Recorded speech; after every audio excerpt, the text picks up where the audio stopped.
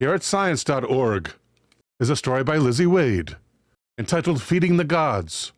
Hundreds of skulls reveal massive scale of human sacrifice in Aztec capital. That's a big hole in the head. And Ms. Wade begins. The priest quickly sliced into the captive's torso and removed his still-beating heart. That sacrifice, one among thousands performed in the sacred city of Tenochtitlan, would feed the gods and ensure the continued existence of the world. Death, however, was just the start of the victim's role in the sacrificial ritual. Key to the spiritual world of the Aztec people in the 14th to 16th centuries. Priests carried the body to another ritual space, where they laid it face up. Armed with years of practice, detailed anatomical knowledge, and obsidian blades sharper than today's surgical steel, they made an incision in the thin space between two vertebrae in the neck, expertly decapitating the body. Using these sharp blades, the priests deftly cut away the skin and muscles of the face, reducing it to a skull.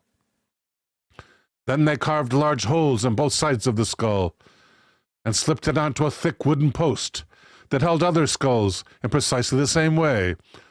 The skulls were bound for Tenochtitlan's Tzampantli, an enormous rack of skulls built in front of the Templo Mayor, a pyramid with two temples on the top. G.I. Joe becoming a producer. Thank you, G.I. Joe. One was dedicated to the war god, Huitzilopochtli, and the other to the rain god, Tlaloc. Eventually, after months or years in the sun and rain, a skull would begin to fall to pieces, losing teeth, perhaps even its jaw.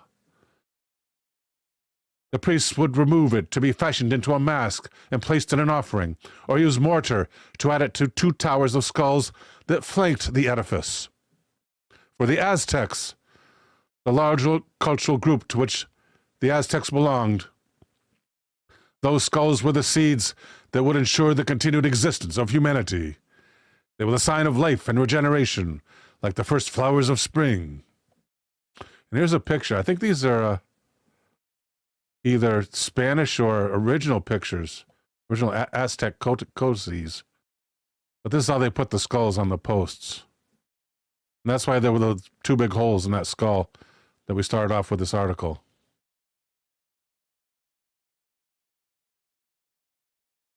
Some conquistadors wrote about the edifice and its towers, estimating that the rack alone contained 130,000 skulls.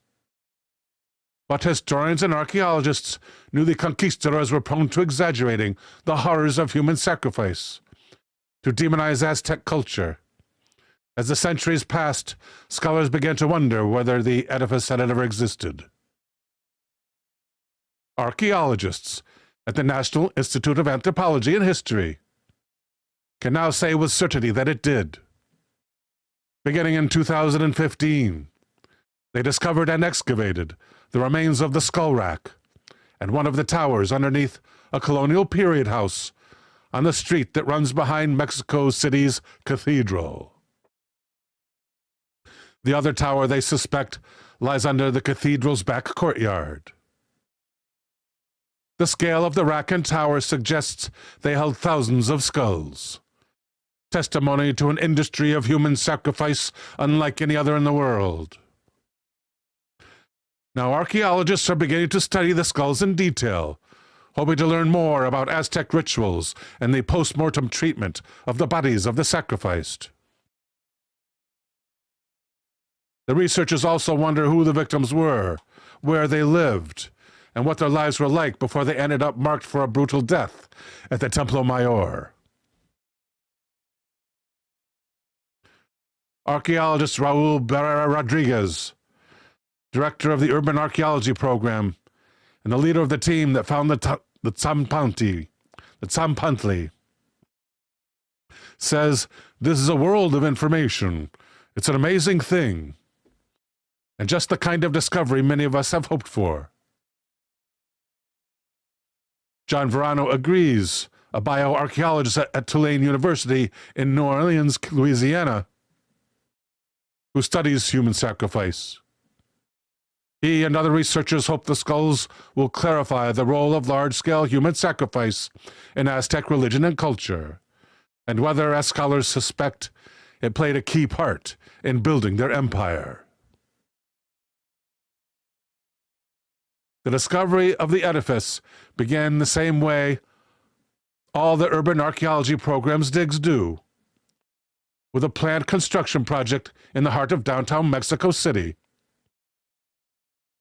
Whenever someone wants to build in a 7-block area around the Templo Mayor, Barrera Rodriguez's team must excavate first, salvaging whatever remains of the colonial and especially the Aztec city beneath. The finds are often significant and surprisingly intact. The Templo Mayor itself came to light in the 1970s, when archaeologists were called in after city electrical workers stumbled on an imposing circular statue of an Aztec goddess who was killed and dismembered by her mythical brother.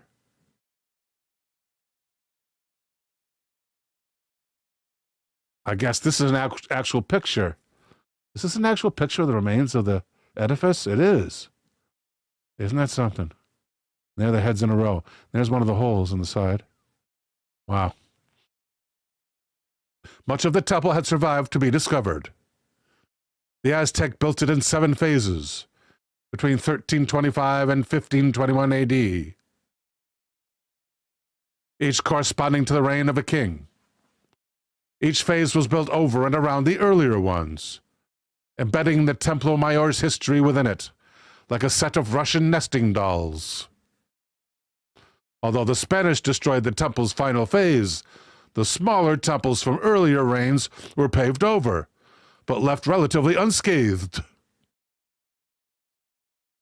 Those ruins are now part of the Templo Mayor Museum, but many structures that surrounded the ruins remained hidden beneath the dense colonial city and now the modern megalopolis.